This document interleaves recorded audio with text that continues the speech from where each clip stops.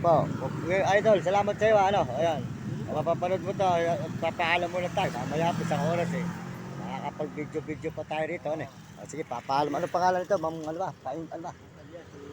Rodrigo. Mang Rodrigo. Kapampangan. Magpapaalam tayo po mula kay Ma'am Rodrigo.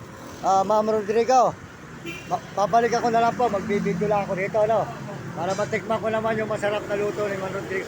Kayo raw po ay Kapampangan. Ako po, Kapampangan din. Itang inda ako, Apalit, Pampanga. Ayun. Papaalam po muna tayo kay Ma'am Rodrigo. Babalik po tayo mamaya para po matikman natin yung masarap niyang bulalo, mga kababayan. Ayan.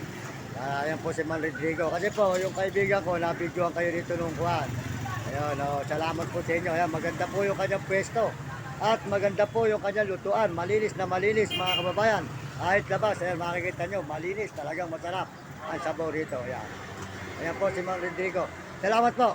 Sisikat po kayo dyan sa ano nyo na yan. Kasi po, pag nakita pa kayo ng Channel 7, pupuntahan pa kayo. Maniwala kayo. Magpapara kayo si TikTok. Alam mo yung si Romy Katakutan. Makakamukha ninyo kasi kayo po kasi sumisikat sa ganyan, masarap. Kaya tingnan po ninyo, kahit labas ng ano, wala pong huling mga kababayan. Ayan, malinis na malinis. Kaya makikita po nyo si Ma'am Rodrigo. Talaga po masarap ang kanyang luto, mga kababayan. Pumunta na po kayo rito kay Ma'am Rodrigo, dito sa may, ano po lugar to? Likod po ng SM, ano? Marilao, likod po ng SM. Ayan, dito po mga kababayan. Matatagpuan po ninyo si Ma'am Rodrigo. Bulalo. Masarap po ang bulalo. Kaya sa Batangas, mas masarap po yung kanya. Sikat po rito sa Bulacan. Ayan. Ayan po ang kanyang mga lutuan. Ayan, magaganda. Ayan.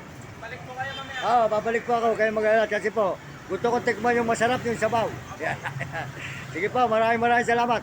Mario Mendoza po ito. Mapapanood nyo maya-maya. I-edit po natin. Ano, Ma'am Rodrigo. Babalik na lang po ako, no? Para, ano.